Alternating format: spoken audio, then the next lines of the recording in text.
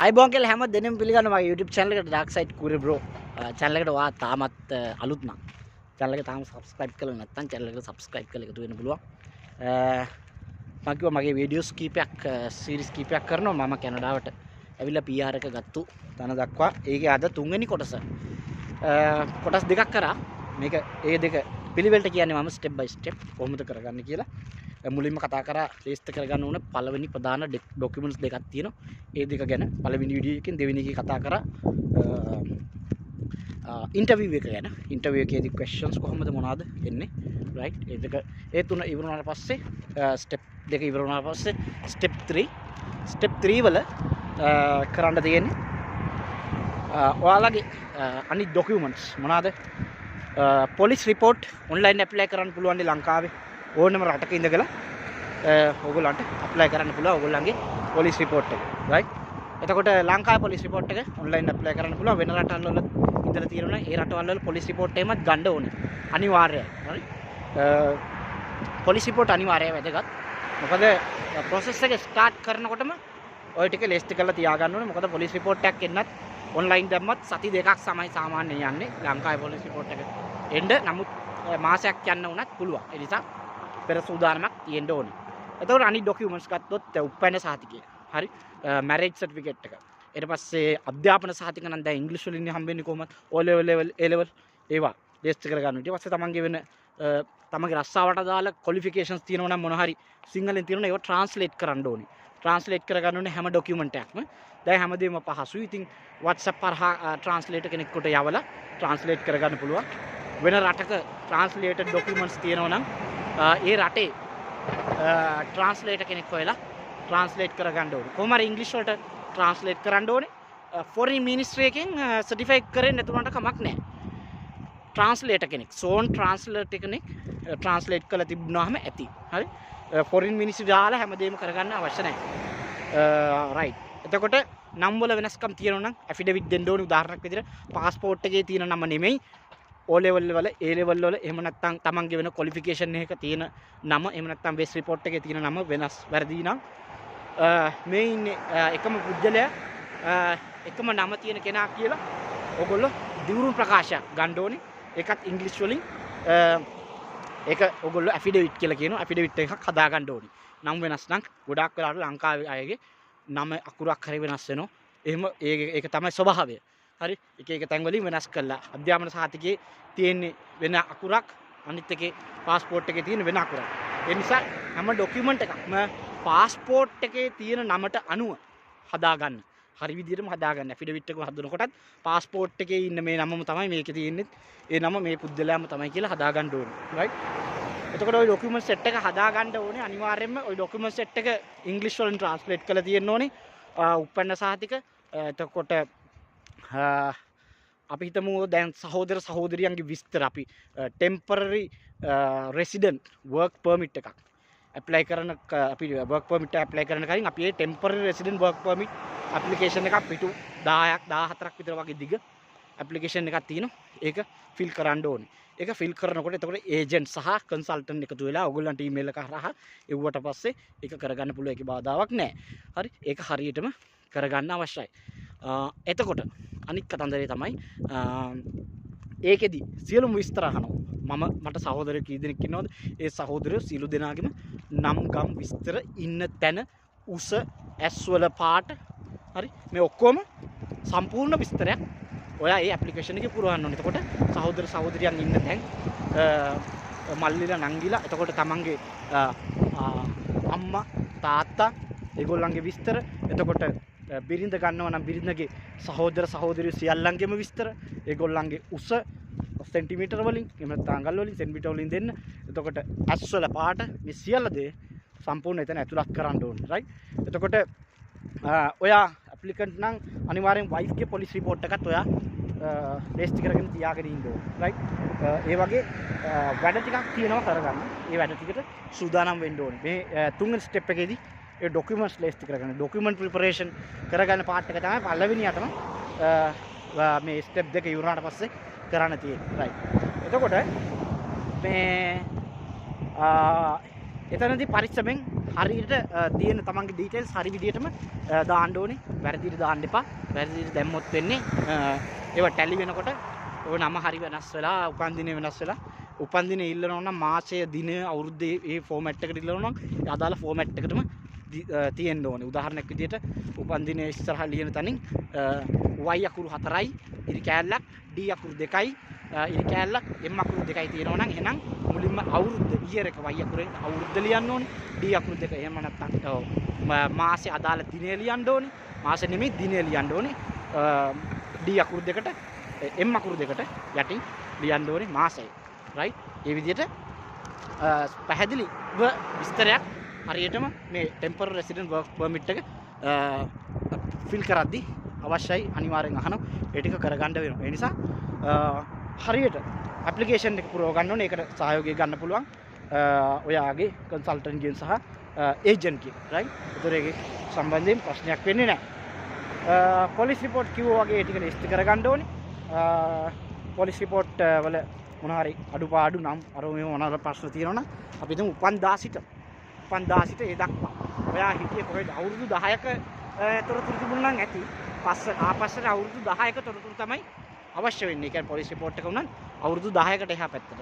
නමුත් කමක් නැහැ. ඔය 1986 ඉපදුනා නම් 1986 සිට අද දක්වා එහෙම නැත්නම් මම එක තැනක හිටියා නම් මෙන්න මේ තැන තමයි හිටියේ. 3-4 පළක හිටියා නම් ඒ අදාළ කාල සීමාව මේ දක්වා මෙතන හිටියා මේ දක්වා මෙතන මෙහෙම කොහොමත් පොලිසියෙන් එක පොලිස් රිපෝට් එකයි දෙන්නේ. right? පොලිස් රිපෝට් එක ලිස්ට් කරගෙන තියාගන්න. පොලිස් රිපෝට් එක ඇප්ලයි කරද්දී ඔන්ලයින් තමන්ගේ ID එකේ නම සහ පාස්පෝර්ට් එකේ නම වැරදි නම් පාස්පෝර්ට් එකේ තියෙන නම විදිහට නම් ඔයාට එන්න අවශ්‍ය පොලිස් රිපෝට් එක. එහෙම තමයි එන්න ඕන. එහෙම නම් ඔයා ඇෆිඩවිට් එක ඒකට අමුණන්න ඕනේ ඔන්ලයින් ඇප්ලිකේෂන් එක දාද්දි. එහෙම නැත්නම් ඔයාලට සිලෙක්ට් කරන්න පුළුවන් NIC එකේ දෙකම වැරදි නැත්නම් නම් එකක් ප්‍රශ්නයක් නැත්නම් NIC කියන ඔප්ෂන් එක සිලෙක්ට් කරලා NIC එකේ තියෙන විදිහට නම දෙන්න කියලා පොලිස් රිපෝට් එකේ ඉල්ලන්න පුළුවන්. කොහොමත් එතකොට පාස්පෝර්ට් එකේ තියෙන නමනේ. එතකොට ප්‍රශ්නයක් නැහැ, වැරද්දක් නැහැ. හරි. එතකොට ඒ පොලිස් රිපෝට් හරියට ගන්න ඕනේ. නම් වරද්දන්න බෑ. උපන්දිනේ වැරදි නම් ආපහු ඇප්ලයි කරන්න ඕනේ පොලිසියට කතා කරලා කොහොම හරි කෝල් කරලා හරි කොයි රටක හිටියත් ඒ වැඩ ටික කරගන්න පුළුවන් හැකියාව තියෙනවා. උත්සාහය උනන්දුව තමයි අවශ්‍ය. පොලිසියට ගිහිල්ලා පොලිස් රිපෝට් ඉල්ලලා වැඩක් නැහැ. ඒ නිසා ඔන්ලයින් ඔක්කොම කරගන්න තියෙන්නේ දැන් ඔන්ලයින් කරගන්න පුළුවන්. හරි ඩොකියුමන්ට්ස් ප්‍රිපරේෂන් එක හරි. එතකොට right මේ දැන් මම ස්ටෙප් නම්බර් 3 ගැන තමයි කතා කරන්නේ. එතකොට ඔයාලට අවශ්‍ය ෆොටෝස් ගහන්න ඕනේ. හොඳ ස්ටුඩියෝ එකට ගිහිල්ලා හොඳට Google එකේ සර්ච් කරන්න කැනඩා පර්මනන්ට් රෙසිඩන්ස් එකට අදාළ ෆොටෝ සයිස් එක.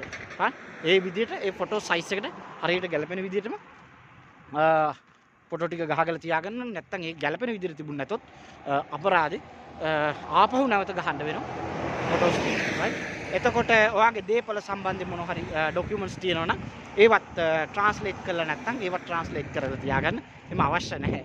මොන හරි තිබුණොත් අවශ්‍යතාවයක් තිබුණොත් කරගන්න පුළුවන්. මූලිකව අර උපන්න සහතික ඩෙන්ටිටි කාඩ් එකත් ට්‍රාන්ස්ලේට් කරලා තියෙන්න ඕන. ඩෙන්ටිටි වයිෆ් ගේ හස්බන්ඩ් ගේ දෙන්නගෙම. මැරේජ් සර්ටිෆිකේට් එක වයිෆ් ගේ හස්බන්ඩ් ගේ එතකොට දරුවන්ගේ උපන්න සහතික right මේ ඔක්කොම ට්‍රාන්ස්ලේට් වෙලා තියෙනවා. උපන්න සහතික දරුවන්ගේ උපන්න සහතික ට්‍රාන්ස්ලේට් වෙලා තියෙනවා. right එතකොට ඩොකියුමන්ට් සෙට් එකක්ම ටෙස්ට් කරගෙන තියාගෙන ඉන්න ඕනේ. right අවශ්‍ය වෙලාවට එතකොට ඒගොල්ලෝ ඉල්ලන වෙලාවට ඒගොල්ලන්ට ඕලා සබ්මිට් කරන්න ඕනේ ඊමේල් එක හරහා. right එතකොට දැන් මේ ටෙම්පරරි රෙසිඩන්ට් වර්ක් පර්මිට් එක ගැන තමයි කතා කරන්නේ. එතකොට එහෙන් ගියාම ඊට පස්සේ කතන්දරේ තමයි endorsement application කියලා කියන්නේ දැන් ඔයාට ඔය ටෙම්පරරි රෙසිඩන්ට් වර්ක් පර්මිට් එකත් එක්ක පුරවන්න තියෙන ඇප්ලිකේෂන් එකක් තමයි endorsement application. ඒකේ වන්නේ මේ ඒකේ වන්නේ ඒජන්ට් එවනවා. එහෙම නැත්නම් ඒජන්සි එහෙම නැත්නම් කන්සල්ටන්ට් එවනවා. right එතෙන්දී ඔයාට තියෙන්නේ ඒ කතාවේදී ඔයාගේ endorsement application එක කියලා කියන්නේ ඔයාව දැන් කැනඩාවේ ටෙම්පරරි resident work permit එකක් දෙන්න නම් කැනඩාවේ ඒ අදාළ ඔයා එන ප්‍රොවින්ස් එකෙන් approval එකක් තියෙනවා. approve කරන්න ඕනේ ඔයාව. මෙයාගේ මේ qualification තියෙන මේ ටික තියෙන මේ ටික හරි documents ටික තියෙන police report ටික තියෙන හරි. අපි අපේ ප්‍රොවින්ස් එකෙන් අපේ පළාතෙන් කැමති මෙයාගේ ඇප්ලිකේෂන් එක ගන්න සහ මෙයාව කැනඩාවට කැනඩාවේ මෙන්න මේ ප්‍රොවින්ස් එකට ගන්න අපි කැමතියි කියලා ඇප්ලිකේෂන් එක ඒගොල්ලෝ ඇප්‍රූවල් එකක් දෙන්න ඕනේ. ඒක ඇප්‍රූව් කරන්න නම් ඔයාගේ අර මම පළවෙනි ස්ටෙප් එකේ කියපු IELTS එක සහ වෙස්ට් රිපෝට් එක තියෙන්න ඕනේ. ඒ දෙක නැත්නම් කරන්න බෑ. රයිට්? එතකොට ඇප්‍රූවල් එක කැන්සල් වෙනවා. සාමාන්‍යයෙන් එන්ඩෝස්මන්ට් ඇප්ලිකේෂන් කියලා ඒකෙත් විස්තර ඔක්කොම ඉල්ලනවා. ඔයාගේ නම, ගම විස්තර, ටෙලිෆෝන් නම්බර්, ඉන්නේ කොහෙද? ඔක්කොම විස්තර මම දැන් කලින් කිව්වා වගේ ටෙම්පරරි රෙසිඩන්ට් වීසා එක TRV කියලා කියනවා. අන්න ඒ ඇප්ලිකේෂන් එක පුරවන්න කලින් ඒ සියලු විස්තර අවශ්‍යයි. රයිට්? ඒකෙදි මූලිකවම කරන්නේ ඔයාලා ප්‍රොවින්ස් එකෙන් අප්‍රූව් කරන්න අදාළ ඇප්ලිකේෂන් එක තමයි ප්‍රොවින්ෂල් අප්‍රූවල් එක. එහෙම නැත්නම් ප්‍රොවින්ෂල් නොමිනේෂන් එක කියලා කියනවා. ප්‍රොවින්ස් එකෙන් නාම යෝජනාවක් දෙනවා. මට නම් ලලිත් කූරගොඩට නාම යෝජනාවක් දෙනවා. මේ ප්‍රොවින්ස් එකෙන් ඇඩ්මිට් කරගන්න කැමති ප්‍රශ්නයක් නැහැ. එහෙනම් IRCC Immigration Refugees and Citizenship of Canada කියන ආයතනයෙන් ඒගොල්ලන්ට අවසරය තියෙනවා. අපි ප්‍රොවින්ස් එකෙන් මේ අනුමත කරලා මෙන්න මේ පුද්ගලයාව එයාව ගන්න කැමති මෙතනින් ඉස්සරහට ප්‍රොසෙස් කරන්න කියලා. අන්න එහෙම අනුව තමයි work permit එක ප්‍රොසෙස් වෙන්නේ. right. provincial approval එකක් නැතුව work permit එක එහෙම ප්‍රොසෙස් වෙන්නේ නැත්තම්. right. එතකොට මේ Atlantic immigration program එක ගැන තමයි මම කියන්නේ. හරි. ඔන්න ඔය තුන්වෙනි ස්ටෙප් එකේදී මම දැන් කතා කරපු endorsement application එක සහ ඔයාගේ list කරගන්න අවශ්‍ය documents ටික සහ